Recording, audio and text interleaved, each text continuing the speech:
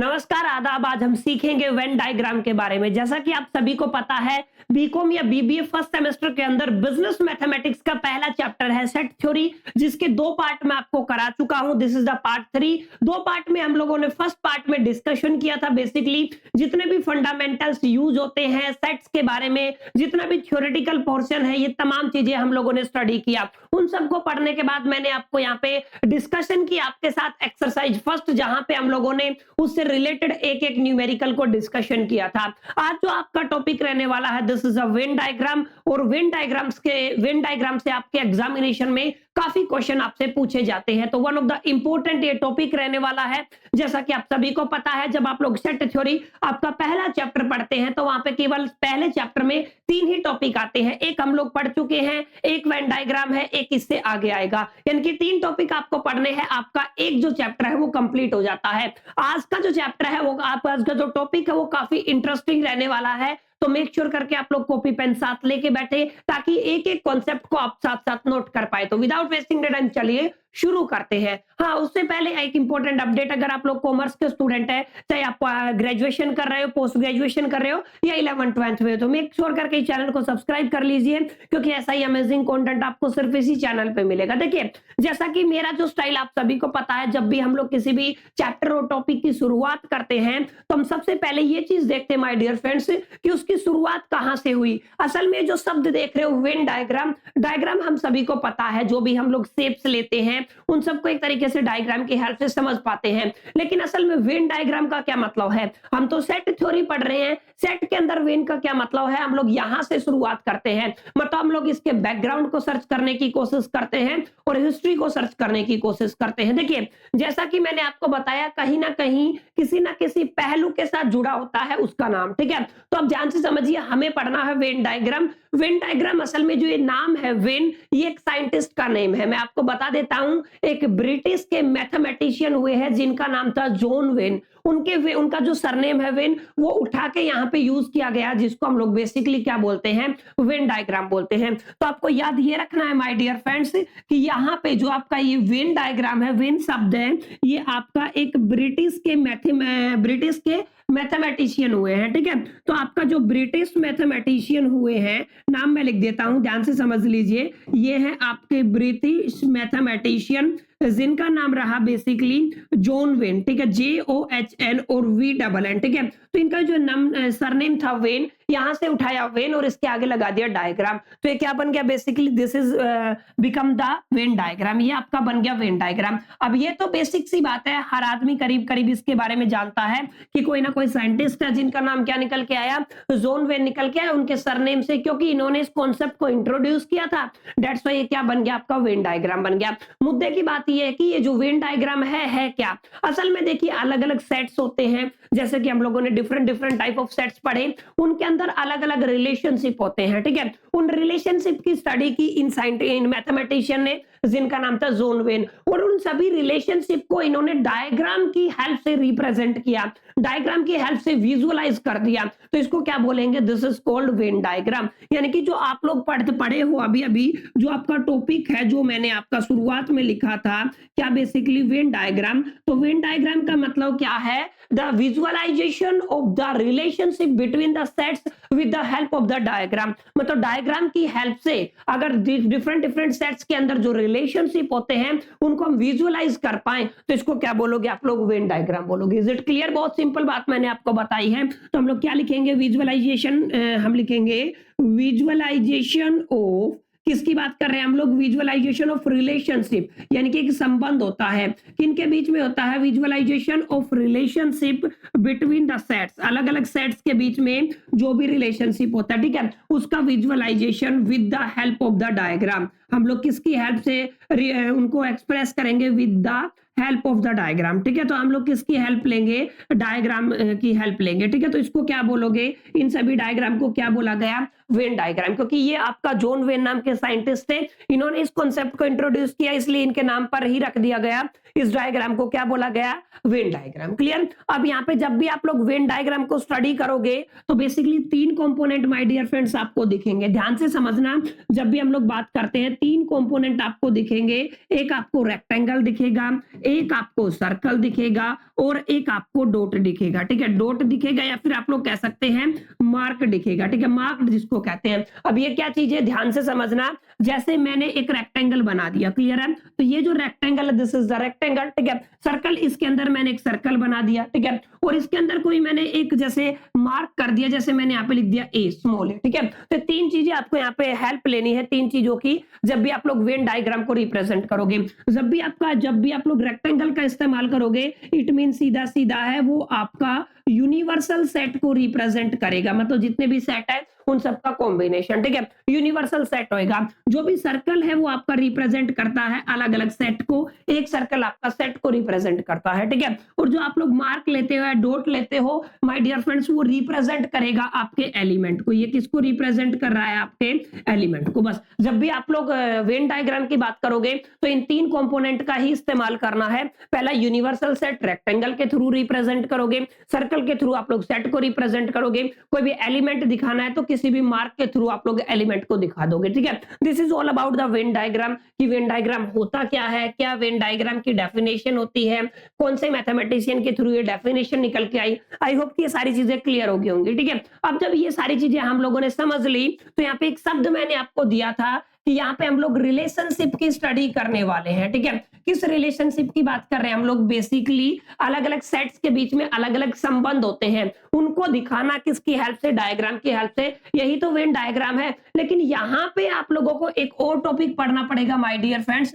जिसको हम लोग बोलते हैं ऑपरेशंस, ठीक है। अब आप लोगों ने ऑपरेशन अलजेब्रा में तो पढ़े होंगे, अलजेब्रा में जैसे आप लोगों ने प्लस किया होगा, माइनस किया होगा, मल्टीप्लाई किया होगा या डिवीजन किया होगा, मेजरली यही ऑपरेशन आप लोग पढ़ते आए हो, ठीक है। लेकिन मैं अलजेब्रा की बात नहीं कर रहा हूं, हम लोग सेट की बात कर रहे हैं। तो सेट्स के अंदर भी अलग अलग ऑपरेशंस काम करते हैं, मतलब सेट के अंदर भी जैसे अलजेब्रा के अंदर आप लोग प्लस माइनस मल्टीप्लीकेशन और डिवीजन करते हो, ऐसे ही आपके सेट्स के अंदर अलग अलग ऑपरेशन होते हैं। मेजरली आपके सिलेबस में 3 ऑपरेशन रहने वाले हैं, ध्यान से समझिए। तो आपका अगला जो हेडिंग रहेगा वो रहेगा आपका ऑपरेशंस ऑन सेट, यानी कि हम किसकी बात कर रहे हैं, हम लोग सेट्स के ऊपर कौन कौन से ऑपरेशन लगा सकते हैं। तो मेजरली 3 ऑपरेशन आप लोग लगाओगे। पहला ऑपरेशन आपका यूनियन रहेगा, सेकंड ऑपरेशन आपका इंटरसेक्शन रहेगा, और थर्ड ऑप्शन आपका डिफरेंस ऑफ सेट्स रहेगा, ठीक है। क्या कहोगे, डिफरेंस ऑफ सेट्स, ठीक है। तो ये 3 आपके ऑपरेशन रहने वाले हैं जो आपको यहाँ पे पढ़ने हैं। और सेकंड एक्सरसाइज इसी पे फोकस रहेगी, वेन डायग्राम की हेल्प ले लो और प्लस में इन 3 ऑपरेशंस को जस्टिफाई कर दो। यूनियन क्या होता है, इंटरसेक्शन क्या होता है, और डिफरेंस ऑफ सेट को कैसे कैलकुलेट किया जाता है। बस इन्हीं 3 चीजों पे अगर आप लोगों ने फोकस कर लिया तो अगली एक्सरसाइज को आप लोग इजीली बना पाओगे, आसानी से बना पाओगे। क्लियर, आई होप कि आपको समझ में आया होगा। सबसे पहले वेन डायग्राम क्या होता है और ऑपरेशन क्या होते हैं, ठीक है। अब यहाँ पे समझने वाली बात है वो एक और है कि एग्जैक्टली जब आप लोग ऑपरेशंस को पढ़ते हो ना, तो यूनियन के सिंबल होते हैं। ध्यान से समझना, कुछ सिंबल्स की मैं बात कर रहा हूं, अभी मैं आपको पढ़ाऊंगा तो आपको डिटेल में लेके जाऊंगा। लेकिन सिंबल्स के अंदर देखो, अगर आप लोगों को यूनियन को रिप्रेजेंट करना है ना, तो यूनियन का सिंबल यू से रिप्रेजेंट होता है, एक तरीके का यू से रिप्रेजेंट होता है, ठीक है। ये वाला जो सिंबल है ये यूनियन का होता है। सेकंड, अगर आप लोग देखोगे, अगर मैं इंटरसेक्शन की बात करूं तो इसको उल्टा कर दो, ये इंटरसेक्शन का सिंबल बनेगा। और अगर मैं डिफरेंस ऑफ सेट की बात करूं तो माइनस जो होता है ना, वो रिप्रेजेंट करता है आपके डिफरेंस को। तो यहां से आप लोग इजीली क्रैक कर पाएंगे, आप लोग समझ पाएंगे कि यहाँ पे अगर आप लोग यूनियन की बात करते हो तो ये वाला सिंबल बनेगा, ये इंटरसेक्शन को रिप्रेजेंट करेगा और ये डिफरेंस को रिप्रेजेंट करेगा, ठीक है। इन तीनों का इस्तेमाल हम लोग आगे आने वाले कॉन्सेप्ट को बिल्ड करने में करने वाले हैं, ठीक है। तो फटाफट से आप लोग इस चीज का स्क्रीनशॉट ले लीजिए ताकि हम लोग आगे मूव ऑन कर सके। और मैं अलग अलग ऑपरेशन अभी आपको समझा देता हूं। देखिए, सबसे पहले हम लोग बात करते हैं यूनियन ऑफ द सेट्स, ठीक है। अब सबसे पहला जो हमारा टॉपिक रहेगा वो क्या रहेगा, वो रहेगा आपका यूनियन ऑफ सेट्स। मतलब अलग अलग सेट्स है, 2 सेट मिनिमम आप लोग ले लीजिए, ठीक है। 2 सेट्स के अंदर यूनियन की बात करते हैं। तो मेरी बात ध्यान से समझना, यूनियन का मतलब होता है एकता। एकता का मतलब क्या होता है, जैसे एक सेट है ए और एक सेट है बी, दोनों में अलग अलग एलिमेंट्स है, दोनों को कंबाइन कर दे तो उनका यूनियन बन गया, इकट्ठे रह गए, ठीक है।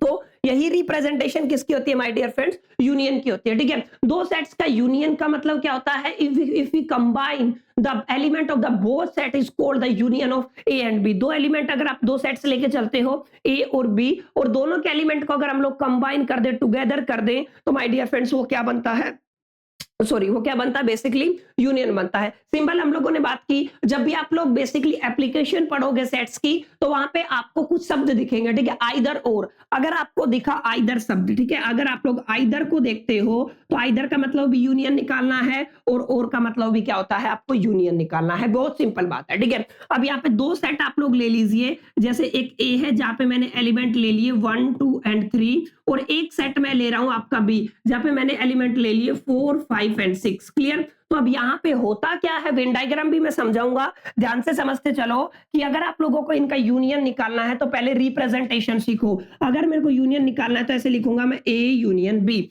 यानी कि ए का यूनियन किसके साथ लेके चल रहे हैं हम लोग, बी के साथ लेके चल रहे हैं। असल में क्या है, दोनों के एलिमेंट्स को कंबाइन कर दो विदाउट रिपीटिंग। इस बात को आपको ध्यान में रखना है, रिपीट कुछ नहीं करना है। कुछ ऐसे एलिमेंट जो ए में भी है और बी में भी है तो उनको दो बार हम लोग रिपीट नहीं करेंगे, लिखेंगे एक बार ही। क्लियर। जैसे यहाँ पे आपका 1 2 3 है आपके फर्स्ट सेट में, और अगले में क्या है 4 5 और 6, ठीक है। तो ये वाला जो बन गया this is called union of A set, ठीक है, या फिर आप लोग क्या कहोगे यूनियन ऑफ टू सेट्स। मतलब दो सेट है आपके पास, दोनों सेटों का क्या लेके चले हो आप लोग, यूनियन। Is it clear. तो ये कुछ बेसिक से ऑपरेशन है। ऑपरेशन के अंदर पहला ऑपरेशन माय डियर फ्रेंड्स आपका आता है जिसको क्या बोला हम लोगों ने, यूनियन। अब इसी चीज को आप लोग बोलोगे कि सर वेन डायग्राम की हेल्प से हम लोग कैसे अंडरस्टैंड कर पाए कि एग्जैक्टली हमें वेन डायग्राम से अगर हमको यूनियन को समझना है तो कैसे आप लोग समझ पाओगे। अभी अभी मैंने आपको बताया हमेशा यूनिवर्सल सेट के अंदर आपके सेट्स होंगे। तो मैंने यूनिवर्सल सेट जैसे कि आपको अभी भी क्लियर किया था, एक रेक्टेंगुलर बॉक्स रहता है जिसके अंदर हम लोगों ने यू लिख दिया, this is a universal set, ठीक है।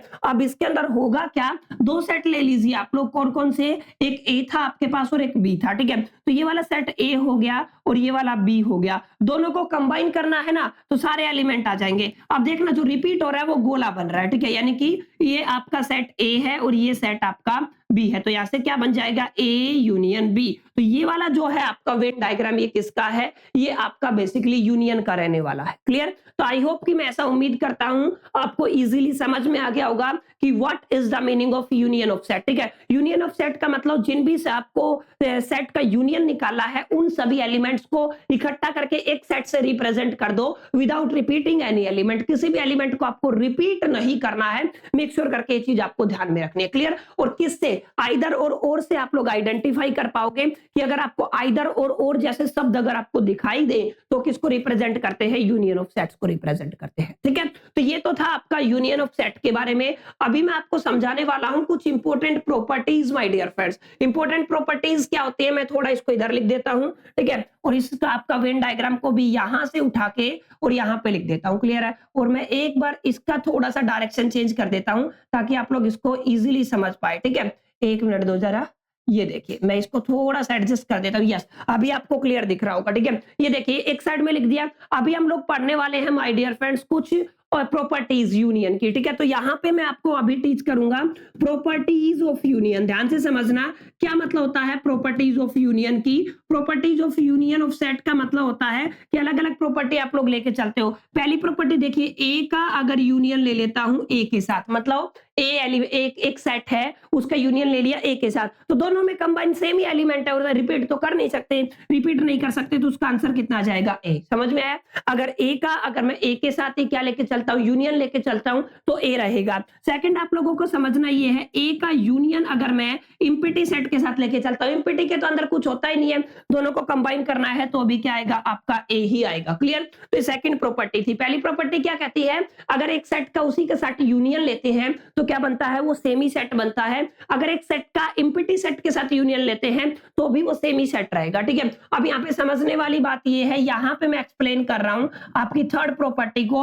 अगर कोई भी सेट है, अगर मैं उसका यूनियन ले रहा हूं यूनिवर्सल सेट के साथ तो क्या बनेगा, वो यूनिवर्सल सेट बनेगा, क्योंकि यूनिवर्सल सेट के अंदर सारे एलिमेंट आ जाते हैं जो ए के अंदर भी है, ठीक है। तो ये आपको ध्यान में रखना है। एक इंपॉर्टेंट बात और बता देता हूं, अगर मैं बेसिकली अगर एक सेट है ए और उसका यूनियन ले रहा हूं उसके कॉम्प्लीमेंट के साथ, बहुत जरूरी बात है, एक ए सेट है उसका यूनियन ले रहा हूं उसके कॉम्प्लीमेंट के साथ, यानी कि कॉम्प्लीमेंट हो गया, तो ये दोनों मिलकर यूनिवर्सल सेट को रिप्रेजेंट करेंगे, ठीक है। तो क्या बन गया आपका universal set. This is the property number first. Same set का सेम के साथ यूनियन लेंगे तो सेट ही आएगा, 5 के साथ लेंगे तो भी सेट ही आएगा। अच्छा, यूनिवर्सल सेट के साथ यूनियन लेंगे तो यूनिवर्सल सेट आएगा, और अगर उस सेट के कॉम्प्लीमेंट के साथ उसका यूनियन लेंगे तो भी उसका यूनिवर्सल आएगा।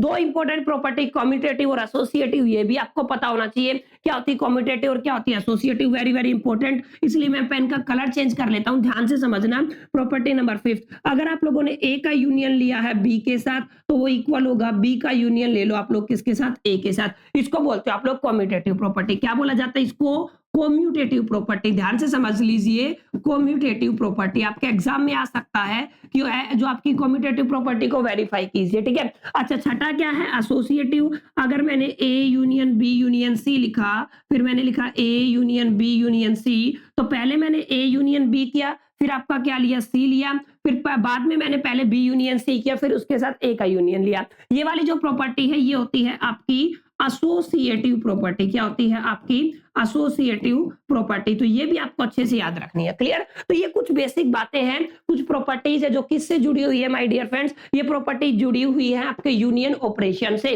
तो यूनियन ऑपरेशन आपको क्लियर होना चाहिए। यूनियन ऑपरेशन को कैसे पहचानोगे, आइदर या फिर और से पहचानोगे, दोनों को कंबाइन करना है। अगर आप लोग कुछ इंपॉर्टेंट ये प्रॉपर्टीज को ध्यान में रखना है, अगर ये प्रॉपर्टीज को आप लोग अच्छे से समझ पाए, इजीली रिमेंबर कर पाए, तो मेरे हिसाब से कोई क्वेश्चन ऐसा नहीं बनेगा किसी भी किताब में जिसको आप लोग सोल्व करने में कैपेबल ना हो। तो दिस इज द यूनियन। ये फर्स्ट ऑपरेशन है, केवल 3 ऑपरेशन मैं आपको यहाँ पे पढ़ाऊंगा।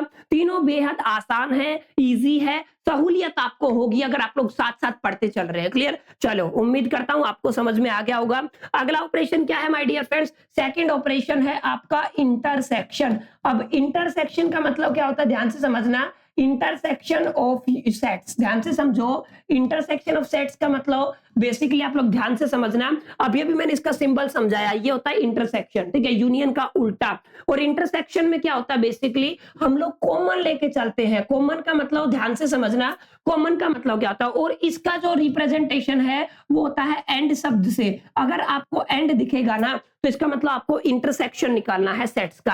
अब यहाँ पे समझने वाली बात क्या है, यहाँ पे आइदर और दिखा था तो हमें यूनियन निकालना था। अगर आपको एंड लिखा दिखे तो आपको इंटरसेक्शन निकालना है। होता क्या है मैं आपको बता देता हूं। एक सेट ए है, एक बी है और एक यूनिवर्सल सेट है। इनके अंदर कैसे वेन डायग्राम बनेगा समझ लीजिए एक बार। ये आपका यूनिवर्सल सेट रहने वाला है, आप सभी को पता है, यस सर ये यूनिवर्सल सेट है। ये आपका ए रहेगा, ये आपका बी रहेगा, ठीक है। तो ये वाला सेट ए है और ये वाला सेट बी है। दोनों के बीच में कॉमन कौन सा एरिया है, दोनों के बीच में जो कॉमन रहेंगे ना, वो कॉमन जो आपका रहेगा वो रहेगा इंटरसेक्शन। तो ये जो कॉमन निकल के आया है, this is called A intersection B, यानी कि दोनों के बोथ के बीच में जो भी कॉमन एलिमेंट्स रहेंगे उन कॉमन एलिमेंट्स को लिखना ही क्या कहलाता है, इंटरसेक्शन कहलाता है। Is it clear. यहाँ पे हम लोगों ने सारा कवर किया विदाउट रिपीटिंग। यहाँ पे हम लोगों ने वही कवर किया जो कॉमन है दोनों सेट्स के बीच में। जैसे एक एग्जांपल से समझाता हूं माय डियर फ्रेंड्स। मैंने लिखा 1 2 3 4 एंड 5, मैंने ऐसे लिखा, ठीक है।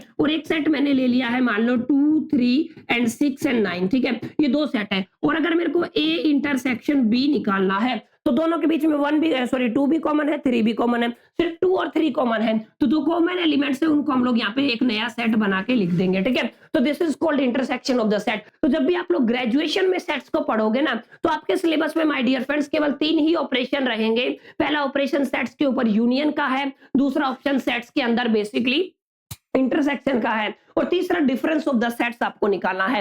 एक इंपॉर्टेंट बात और बता देता हूं, कई बार होता क्या है कि 2 सेट होते हैं, यूनिवर्सल सेट के अंदर होते हैं, लेकिन उनके बीच में बच्चों कोई कॉमन चीज ही नहीं होती है, मतलब उनके अंदर कोई कॉमन टर्म्स ही नहीं होती है। अगर कॉमन टर्म नहीं है तो उनको एक स्पेशल नाम से जाना जाता है, उन सेट को एक स्पेशल नाम देके चलते हैं जिसको हम लोग बोलते हैं डिसजॉइंट सेट। डिसजॉइंट सेट्स का मतलब 2 set are called disjoint set if there is no common element in both of the set. दोनों सेट्स के अंदर कोई भी एलिमेंट अगर कॉमन नहीं है तो उसको क्या बोलेंगे, डिसजॉइंट सेट। क्लियर। तो मैं एक बार इसके बारे में भी थोड़ा आपको बता देता हूं ताकि कभी आपके एग्जामिनेशन में आ जाए तो आप लोग कंफ्यूज ना हो, ठीक है। तो ये क्या हो जाएगा आपका डिसजॉइंट सेट। डिसजॉइंट सेट का मतलब क्या होता है, ऐसे 2 सेट जिनके बीच में कोई भी चीज कॉमन ना हो। चीज का मतलब मेरा एलिमेंट से, डोंट बी कंफ्यूज। ये देख लीजिए, ये यूनिवर्सल सेट है, ये वाला सेट ए है और ये वाला सेट बी है, ठीक है। ये वाला ए है और ये वाला बी है। अब दोनों में कुछ कॉमन ही नहीं है तो इनको हम लोग क्या बोलेंगे, इनको हम लोग बोलेंगे disjoint set. Clear. I hope कि आपको समझ में आ गया होगा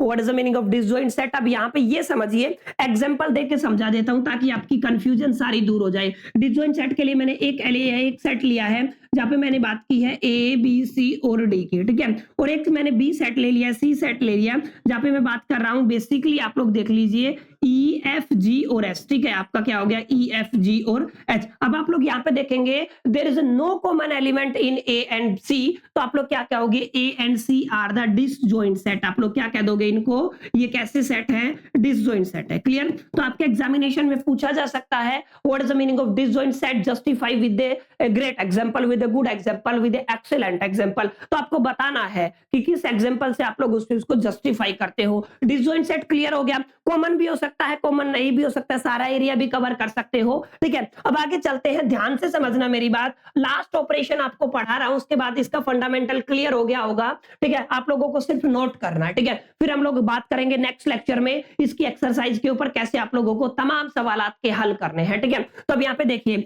अगला जो है वो है आपका बेसिकली तीसरा ऑपरेशन है, जिसको हम लोगों ने बोला डिफरेंस ऑफ सेट्स, ठीक है। अलग अलग सेट्स का क्या निकालना है, आपको डिफरेंस निकालना है, माइनस से रिप्रेजेंट करते हैं, ठीक है, माइनस से क्या करते हैं हम लोग, रिप्रेजेंट करते हैं। ध्यान से समझना, इसको मैं बेसिकली वेन डायग्राम से समझा रहा हूं। डिफरेंस ऑफ सेट का क्या मतलब है, ये आप लोगों ने एक यूनिवर्सल सेट ले लिया है, ठीक है, यूनिवर्सल सेट है, यहाँ पे मैंने एक सेट लिया है बेसिकली ए, और दूसरा सेट मैंने ले लिया है यहाँ पे बी, ठीक है। तो कितने सेट है, दो सेट हैं ए और बी, क्लियर है, ये वाला ए है और ये वाला क्या है आपका बी। अब होगा क्या, डिफरेंस में दो चीजें पूछेगा, या तो आपसे ए माइनस बी पूछे या फिर वो पूछे बी माइनस में ए, क्लियर है, यानी कि ए माइनस में बी पूछ सकता है या फिर बी माइनस में ए पूछ सकता है। तो देखो इस सेट में से कौन सा डिफरेंस करना है, ए में से कौन सा डिफरेंस करना है बी, तो बी को कंप्लीट को छोड़ देना है, यानी कि आपको क्या करना है, बी को कंप्लीट को छोड़ देना है, जो बच गया वो क्या कहलाएगा, वो कहलाएगा ए माइनस बी। जैसे अगर इस सेट की मैं बात करूं और अगर मैं इसको डायग्राम से समझाऊं, ये और ए और बी है, ठीक है, हम पहले को सोल्व कर रहे हैं, हमें निकालना क्या है, हमें निकालना है ए माइनस बी। कौन सा माइनस करना है, बी, तो बी को कंप्लीट को छोड़ना पड़ेगा, ये वाला जो बी का कंप्लीट हिस्सा अगर आप लोग छोड़ दोगे, एक मिनट, ये वाला हिस्सा बी छोड़ दिया तो ये वाला रीजन बन जाएगा और ये वाला रीजन क्या कहलाएगा, this is called the A minus B, ठीक है। तो ऐसे आप लोग क्या निकालते हो, ए माइनस बी निकालते हो, किसके अंदर, डिफरेंस ऑफ द सेट्स। अगर मेरे को बी माइनस ए निकालना है तो देखो फटाफट से कैसे बनेगा, अभी अभी समझाया तुमको, ये आपका बेसिकली क्या रहने वाला है, यूनिवर्सल सेट, एक सेट ये हो गया, एक सेट ये हो गया, ठीक है। अब मैं यहाँ पे दो सेट ले लेता हूं, दोनों के नाम मैंने रख दिए ए और बी। अब की बार मेरे को मान लो बी माइनस ए निकालना है, तो कौन सा हिस्सा छोड़ना पड़ेगा, ए वाला पूरा का पूरा छोड़ दो, ए वाला छोड़ दोगे तो बी वाला बच जाएगा, ये वाला जो रीजन बचेगा ना, this is called B minus A, इसको क्या बोला जाता है, बी माइनस ए। तो ये वेन डायग्राम बनते हैं, किस केस की बात कर रहा हूं मैं, डिफरेंस ऑफ द सेट्स की बात कर रहा हूं। अलग अलग जो सेट है उनके जो डिफरेंस है उनको कैसे सोल्व किया जाता है, हल किया जाता है, इजीली क्रैक किया जाता है, ठीक है। उम्मीद करता हूं आपको ये सारी चीजें समझ में आई होंगी। अगर ये सारी चीजें समझ में आई तो फटाफट से वीडियो को लाइक कर दीजिए, फ्रेंड्स के साथ शेयर करना ना भूले और वापिस आ जाइए, ताकि अभी थोड़ा सा 5 या 10 मिनट और लूंगा और एक दो टॉपिक और है जिनको मैं क्लियर कर दूं, इसके बाद आप लोग बेसिकली नोट डाउन करके अपना प्रिपरेशन कर सकते हैं। देखिए ये समझ में आया, एग्जांपल से समझ लेते हैं। एक सेट मेरे पास है a is equal to the 1 2 3 4 और 5, ठीक है। एक सेट में ले रहा हूं, जैसे कि मैंने बी ले लिया है, ठीक है, मैंने यहाँ पे एलिमेंट किया है 5 6 7 और 8, क्लियर है। अब आपको करना क्या है, अगर आपको a माइनस बी निकालना है माय डियर फ्रेंड्स, क्या निकालना है, a माइनस बी, तो b को तमाम को छोड़ना पड़ेगा। b को मतलब आप लोगों को यहाँ पे देखिए b को छोड़ना पड़ेगा। अब b को मतलब देखो 5 6 7 को तो छोड़ना ही छोड़ना है, 5 को भी छोड़ना पड़ेगा, ये वाला 5 वाला कॉमन है तो कैंसिल हो जाएगा, सिर्फ क्या बचेगा 1 2 3 और 4, यानी कि यहाँ पे अगर आप लोग a माइनस बी निकालोगे तो क्या आएगा 1 2 3 और 4, क्लियर है। अगर इसी को मैं एक और एग्जांपल से समझाऊं तो a is equal to the मैंने ले लिया 2 4 6 8 और 10, ठीक है, ये वाला एग्जांपल है। एक है आपका b में मैंने ले लिया, मान लो आपका है बेसिकली 8 10 और 6 और 4, ठीक है, ये वाला आपका एलिमेंट है। अब की बार आपको b माइनस ए निकालना है, तो a के सारे एलिमेंट छोड़ने पड़ेंगे। a में पहली बात तो देखो कॉमन क्या है, इसमें 4 है तो 4 छूटेगा, इसमें 6 है तो 6 भी छूटेगा, इसमें 8 है तो 8 भी छूटेगा, इसमें 10 है तो 10 भी छूटेगा, ठीक है, यानी कि a के सारे एलिमेंट छोड़ने पड़ेंगे। अब कुछ है ही नहीं, है नहीं तो क्या आ जाएगा 5, कितना आ जाएगा 0, क्लियर। तो ऐसे आपको क्या करना पड़ेगा, डिफरेंस ऑफ सेट्स को निकालना है, समझना है, इजीली क्रैक करना है, ठीक है। तो 3 ऑपरेशन आप लोग सेट्स के ऊपर अप्लाई करोगे, तीनों के वेन डायग्राम हमने समझे कि कैसे इनके वेन डायग्राम बनेंगे, कैसे तीनों सेट्स को आप लोग इजीली हल कर पाओगे। अब इसके आगे एक इंपॉर्टेंट लॉ है, बस लास्ट है, इसके बाद इसका सारा फंडामेंटल क्लियर हो गया होगा। ये जो लॉ है ना, ये बहुत ज्यादा जरूरी है। इसका यूज हम लोग बड़ा करेंगे क्वेश्चंस को सोल्व करने में। तो लॉ का नाम है D Morgan's law. This is the very very important, अगर आपको एग्जामिनेशन के पॉइंट ऑफ व्यू से भी बात करनी है तो ध्यान से देखना है। What is the meaning of D Morgan's law? लिखने का तरीका देख लीजिए, कैपिटल डी फिर ई फिर आप लोग हाइफर दोगे, फिर आप लोग लिखोगे मॉर्गन, ठीक है, MORGANS, ठीक है। ये आपका डी मॉर्गन्स लॉ ये क्या कहता है? ये बेसिकली आपका जो कॉम्प्लीमेंट है और यूनियन है सेट के, उन दोनों के बीच में रिलेशन को रिप्रेजेंट करता है। कैसे करता है ध्यान से देखिए, अभी समझा देता हूं कैसे करता है। अगर डी मॉर्गन्स लॉ की मैं बात करता हूं, एक मिनट, अगर मैं डी मॉर्गन्स लॉ की बात करता हूं तो क्या कहता है ध्यान से देखिए माय डियर फ्रेंड्स, ये है बेसिकली डी मॉर्गन्स लॉ। ये दो तरीके से रिलेट करता है, दो अलग अलग तरीके से। कैसे रिलेट करेगा? एक यूनियन और एक इंटरसेक्शन। अगर आपको एक सेट दिया है ए यूनियन बी और इसका कॉम्प्लीमेंट दे दिया, ठीक है, तो यहाँ पे भी डी मॉर्गन्स लगाओगे, ठीक है। अगर आपको ए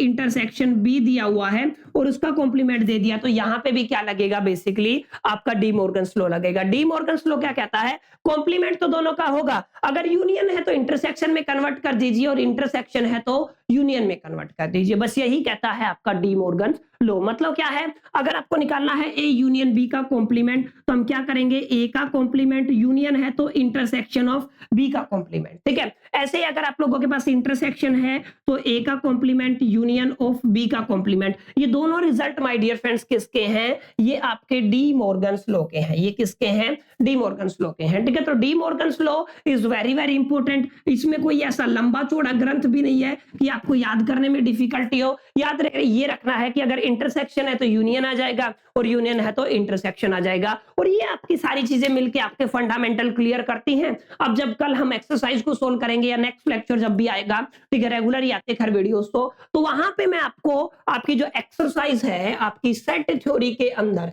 आप सभी ने पढ़ा है ना, पहला पार्ट आप लोगों ने, दूसरा पार्ट देखा होगा, वहां पे हम लोगों ने सेट थ्योरी की एक्सरसाइज पॉइंट 1 कवर की। आज हम लोगों ने बेसिक कवर किया है। किसका बेसिक कवर है? ये 1.2 का, ठीक है। तो 1.2 मैं कल आपको कराऊंगा टुमारो, या नेक्स्ट वीडियो को लिख देता हूं मैं, ठीक है। ये कहां पे होगा आपका? नेक्स्ट वीडियो में हम लोग बात करने वाले हैं, ठीक है। तो आई होप कि आपको समझ में आया होगा कि आपकी कब यहाँ पे पूरा सीन कब रहने वाला है, एग्जैक्टली कैसे कैसे आप लोग बनाओगे। 3 ही एक्सरसाइज है, अब 4 या 5 या 6 दिन में मिनिमम, आपका मैक्सिमम 1 वीक में मैं सारा चैप्टर के बेसिक्स आपको करा दूंगा, सारी न्यूमेरिकल्स आपको करा दूंगा ना, आप लोगों को इतना टाइम मिल भी जाएगा, आप लोग प्रैक्टिस कर पाए, ताकि एग्जामिनेशन से पहले आपकी जो फाउंडेशन है ना मैथमेटिक्स को लेके वो बहुत स्ट्रॉन्ग हो। उम्मीद करता हूं आपको ये वाला सेशन अच्छा लगा होगा। और सेट 2 का जो सेट थ्योरी है उसका सेकंड पार्ट जो कि बेसिकली वेन डायग्राम है आपको समझ में आया होगा। अगर समझ में आया तो फटाफट से लाइक कर दीजिए, फ्रेंड्स के साथ शेयर कर दीजिए, फर्स्ट टाइम है तो चैनल को सब्सक्राइब कर लीजिए। चलिए मिलते हैं नेक्स्ट सेशन में, जब तक के लिए मेरे तो all the best, lucky plan.